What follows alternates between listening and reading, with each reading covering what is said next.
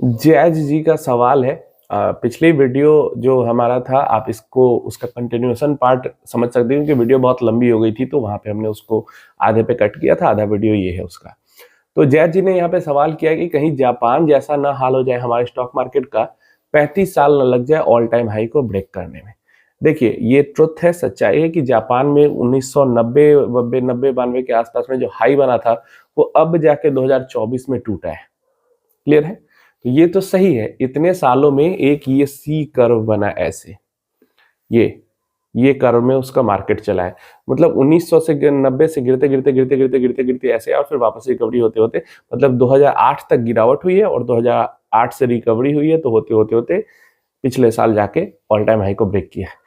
लेकिन ये भी देखो, सिर्फ आप लोग, दिक्कत क्या होती है ना, आप लोग किसी स्टॉक में या म्यूचुअल फंड में इन्वेस्ट करते हो या इंडेक्स देखते हो, तो आप उसको सिर्फ उसी चीज की तरह देखते हो। आप उसको ये नहीं देखती कि उसका लेना देना हमारे देश से है, उसका लेना देना जिस बिजनेस का वो स्टॉक है उससे है। तो जब आप जापान की बात करते हो, तो आप ये क्यों भूल जाते हो कि 1990 के टाइम पे भी जापान एक हाईली डेवलप्ड इकोनॉमी बन चुका था। 1990 के टाइम पे भी जापान के अंदर में उसी टाइम से इन्फ्लेशन लगभग खत्म हो चुका था। जो इंटरेस्ट रेट है वो लगभग जीरो थे, कभी कभी इंटरेस्ट रेट निगेटिव में भी चले जाते हैं।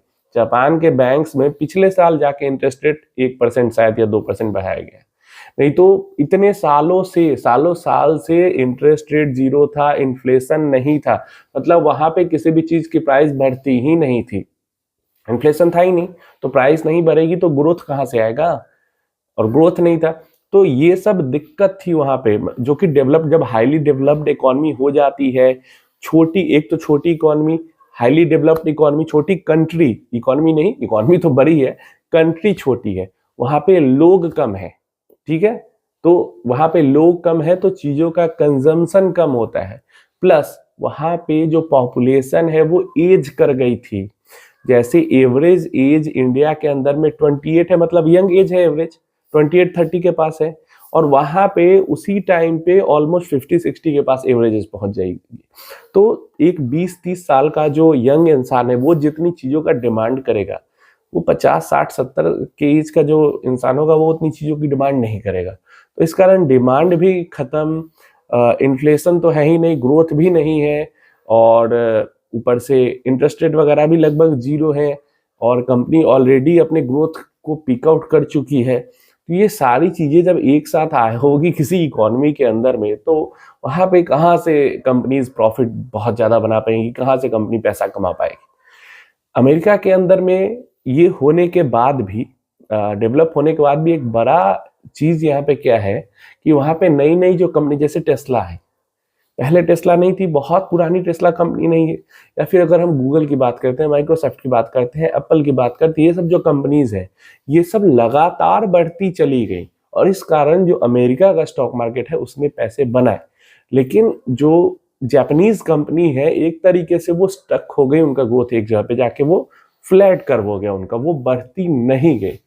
इस कारण से वहां पे स्टॉक मार्केट ने भी, इंडिविजुअल स्टॉक्स ने कुछ रिटर्न दिए, लेकिन इंडेक्स लेवल पे उतना बढ़िया स्टॉक मार्केट नहीं कर पाया। तो ठीक है, आपको भी अगर लगता है कि इंडिया के अंदर में इन्फ्लेशन नहीं है, बिल्कुल जीरो है, इंटरेस्ट रेट बिल्कुल जीरो है इंडिया के अंदर में, इंडिया भी अपने डेवलपमेंट को पीक कर चुकी है, तो ठीक है, इंडिया को भी लगेंगे 35 साल अपने इंडेक्स को बीट करने में। अगर आपको ऐसा लगता है तो अच्छी बात है। राजा सेन गुप्ता जी पूछ रहे हैं, क्या पारंपरिक फ्लेक्सी कैप फंड अभी भी यूएस स्टॉक के अंदर इन्वेस्टमेंट करती है, क्योंकि आरबीआई ने लिमिट तो बढ़ाई नहीं है। तो प्लीज क्वेश्चन ले मेरा, ऐसा ये कह रहे हैं। तो देखिए, आरबीआई ने लिमिट नहीं बढ़ाई है, ये ये सही बात है, अच्छी बात तो नहीं है लेकिन सही बात है। लेकिन जितने भी फॉरेन में इन्वेस्ट करने वाले फंड्स हैं, वो पैसा इन्वेस्ट कर रहे हैं, अभी भी कैसे कर रहे हैं मैं बताता हूँ।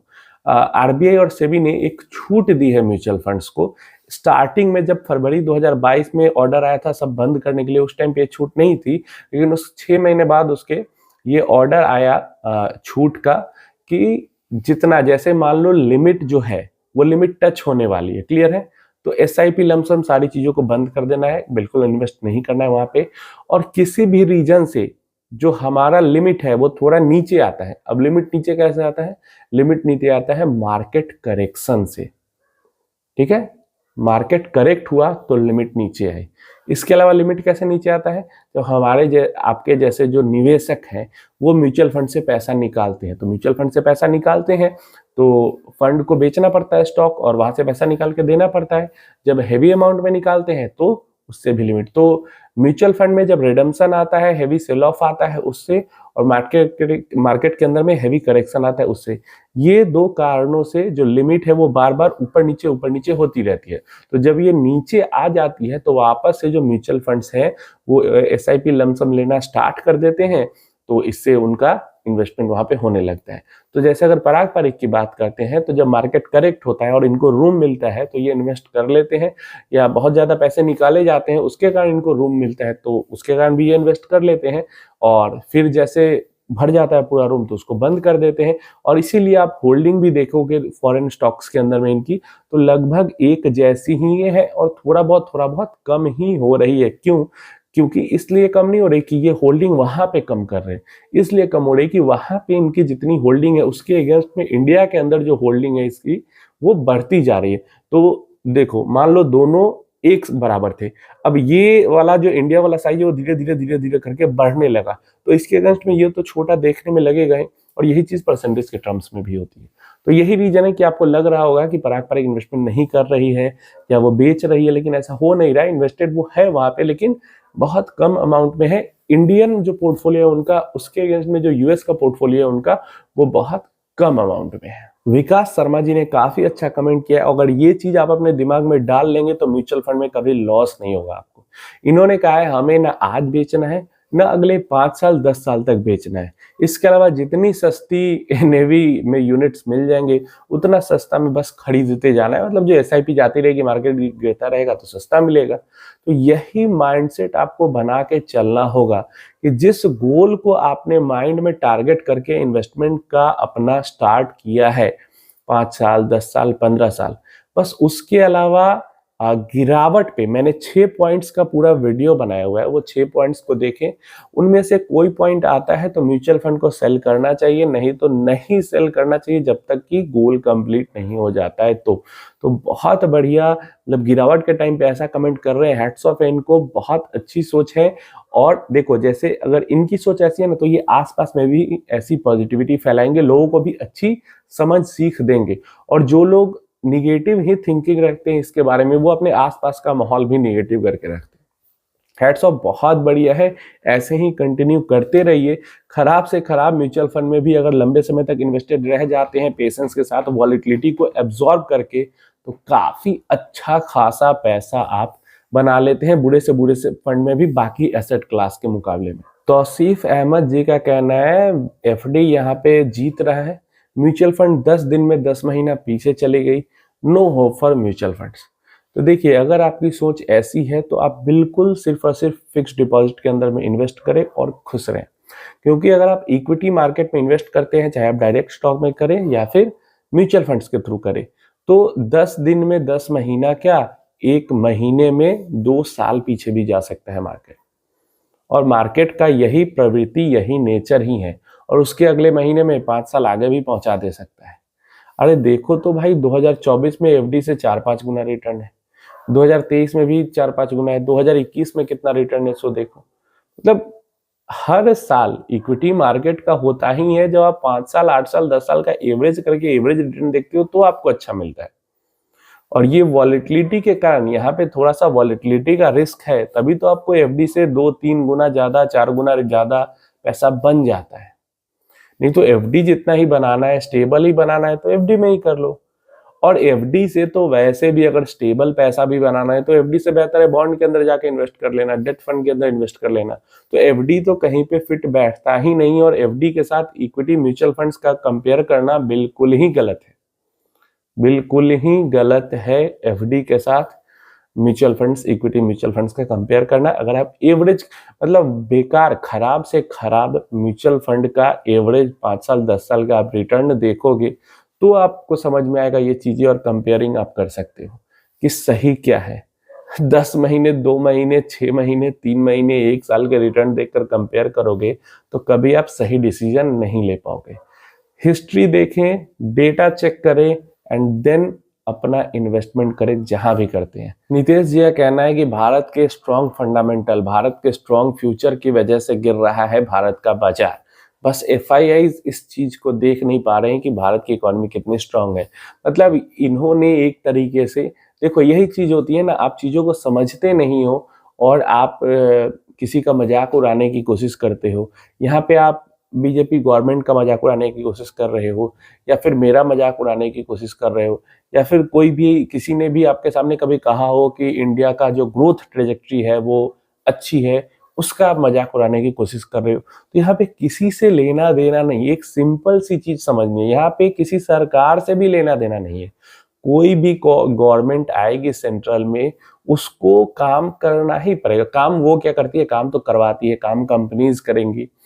अगर किसी कंट्री में सब कुछ सही है, पॉपुलेशन है, डिमांड है और ग्रोथ के लिए वे है अवेलेबल, तो कोई भी सरकार आएगी तो ग्रोथ करेगी ही, चाहे बीजेपी हो, चाहे कांग्रेस हो, चाहे कोई सरकार हो। जितना घोटाला होता है वो सारे सरकार में होता है, जितना ग्रोथ होता है वो सारे सरकार में होता है। कोई बहुत ज्यादा चिकनी एकदम बहुत दूध की धुली सरकार नहीं है, और ना कोई बहुत ज्यादा एकदम डेड सरकार है। सबका हाल वैसा ही होता है, ना कोई बहुत अच्छा है ना कोई खराब है। और इन 1-2 क्वार्टर अगर खराब चले जाते हैं तो इसका मतलब ये नहीं है कि देश के को जो डेवलपमेंट चाहिए, ठीक है थोड़ा डिले हो गया, उससे क्या हो जाएगा, ठीक है 1 साल रिटर्न नहीं बनेगा, उसके अगले साल बनेगा। काम जो चल रहा है देश के अंदर में वो थोड़ा स्लो हो गया है इस साल, इस क्वार्टर में, अगले क्वार्टर में भी स्लो रहेगा, उसके अगले क्वार्टर में भी स्लो रहेगा, उसके बाद फिर वापस ट्रैक पे आएगा। हम यहाँ पे 1 क्वार्टर 2 क्वार्टर के लिए ना अपने देश की ग्रोथ की बात करते हैं, ना स्टॉक मार्केट की ग्रोथ की बात करते हैं, ना अपने इन्वेस्टमेंट की ग्रोथ की बात करते हैं। जब हम यहाँ से भविष्य देख रहे हैं लंबे समय का, तो फिर 2 महीने 3 महीने या फिर 6 महीने या 9 महीने में खराब परफॉर्मेंस हो जाता है। लगातार सालों साल तक कौन अच्छा परफॉर्म कर पाता है। आप जहाँ पे काम कर रहे हो, मान लो अगर आप सेल्स वाले बंदे हो किसी कंपनी के अंदर में, या हर महीने में हर क्वार्टर में आपकी एक जैसी परफॉर्मेंस रहती है, किसी भी इंसान की परफॉर्मेंस लगातार एक जैसी नहीं रह पाती, चाहे इंसान हो या फिर बिजनेस हो। वैसे ही कंट्री भी है, वैसे ही कंट्री की इकोनॉमी भी है। लगातार क्वार्टर दर क्वार्टर, महीना दर महीना एकदम ग्रोथ करती ही नहीं रह सकती है। कहीं ना कहीं बैक आता है, फिर एक पैर पीछे आया है, फिर दूसरा पैर लगाकर जंप करेंगे। तो इस तरह की सोच रखो, इस तरह का देखो नजरिया, तो आप समझ पाओगे। नहीं तो अगर निगेटिविटी माइंड में भर के रखनी है, तो जानते हो बहुत सारे लोग अपने पॉलिटिकल व्यू या कुछ भी इन सब चीजों के कारण अपनी जिंदगी खराब कर लेते हैं। पैसा बनाना तो दूर की बात है। तो दूसरों के चक्कर में मत पड़ो। जिनके लिए आप लड़ते हो वो आपको आपको जानते भी नहीं है। जिनके लिए आप लड़ते हो वो आपको जानते ही नहीं है, और उनके चक्कर में आप अपनी जिंदगी खराब कर लेते हो। तो इसलिए इन सब चीजों से बचो, और एक मतलब माइंड ओपन करके कोई भी डिसीजन लो कि क्या करना है, क्यों करना है, किस लिए करना है, वो ज्यादा बेहतर होगा। मुकुंद जी का कहना है कि मैंने 2 लाख बर्बाद करके सारा पोर्टफोलियो से पैसा निकाल लिया, अब मैं मार्केट से दूर हो जाऊंगा, टाटा बाय बाय।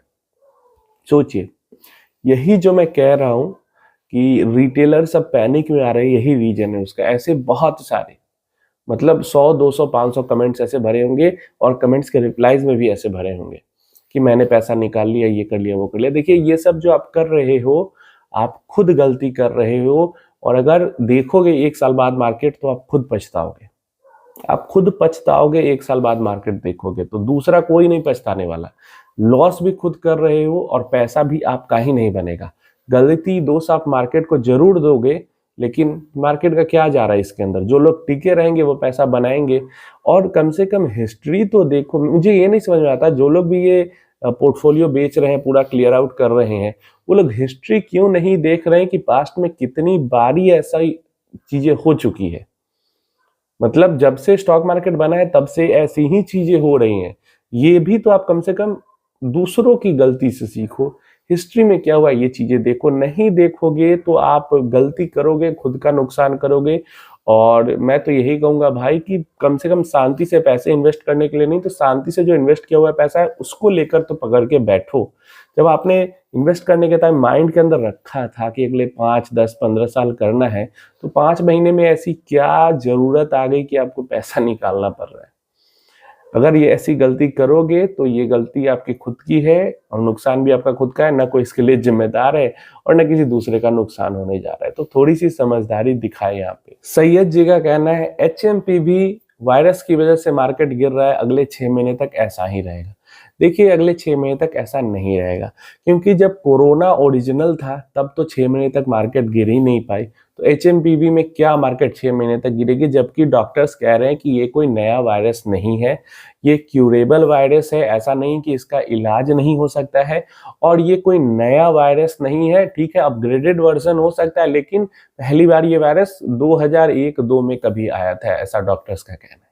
तो जब एकदम नई चीज थी जिसका इलाज नहीं हो पा रहा था, लोग मर रहे थे, तब तो 6 महीने तक मार्केट गिरी नहीं। तो ये कोई मतलब पुराना वायरस फिर से आ गया रूप बदल के, और जिसका इलाज भी हो जा रहा है अच्छे से, किसी को कुछ हो नहीं रहा। केसेस वगैरह आए थे, वो भी मतलब ठीक हो गए और उनको घर भी भेज दिया गया। बिहार के अंदर में मैंने सुना कि काफी केसेस बढ़ रहे हैं।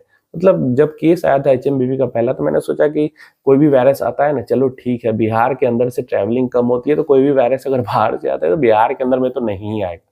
लेकिन यहाँ पे मैं न्यूज में देख रहा था कि बिहार के अंदर में ही केसेस बढ़ रहे थे HMPV के। तो ऐसा कुछ नहीं है, ये क्यूरेबल वायरस है, तो इसको लेकर बहुत ज्यादा झटका नहीं लगने वाला है। और लॉकडाउन वगैरह की तो सोचो ही मत, वैसा कुछ तो बिल्कुल ही नहीं होने वाला है। वैसा तब होता जब वायरस क्यूरेबल नहीं होता और डेथ्स वगैरह होने लगती, और मतलब बहुत खराब रहता मोर्टेलिटी रेट, तो ये सब चीजें होती। लेकिन सब कुछ जब सही है तो 6 महीना तो मतलब उसके कारण नहीं होगा। हाँ, कंपनीज की परफॉर्मेंस, इकोनॉमी की परफॉर्मेंस, उस पर जरूर डिपेंड करेगा, HMPV पे नहीं डिपेंड करेगा। कंपनीज खराब परफॉर्म करती है, इकोनॉमी खराब परफॉर्म करती है, गवर्नमेंट की पॉलिसीज खराब आती हैं, तो 6 महीने तक गिर सकता है, HMPV के कारण नहीं। MD इकबाल जी का कहना है कि 4-6 महीने तक मार्केट गिरेगा 25%, और उसके बाद कुछ कर पाएगा। समझ रहे हो, इनको पहले से पता है कि एग्जैक्ट 25% मार्केट गिरेगा और 4-6 महीने बाद ही कुछ कर पाएगा।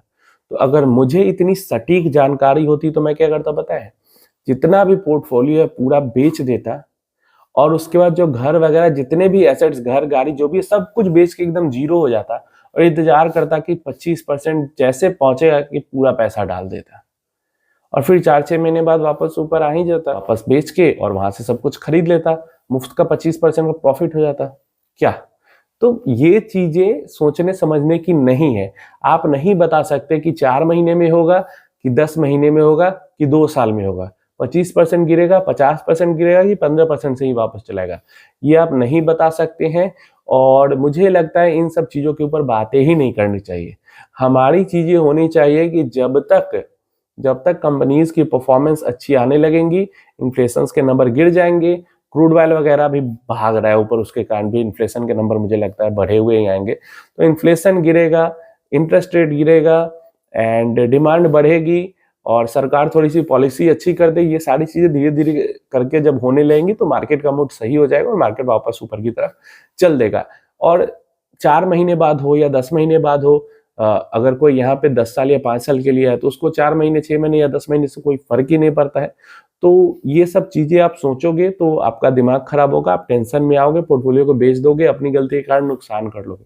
ये सब चीजें ना सोचे, जो टारगेट के साथ, जो व्यू के साथ मार्केट में आए हैं, बस उसके साथ बने रहे। तो ये सारे क्वेश्चंस हो जाते हैं, और आपका कोई क्वेश्चन वगैरह है तो नीचे कमेंट बॉक्स में जरूर पूछना, या फिर कुछ आप अपडेट देना चाहते हो तो वो भी दे देना, कोई टॉपिक के बारे में पर्टिकुलर जानकारी चाहिए तो वो भी पूछ लेना।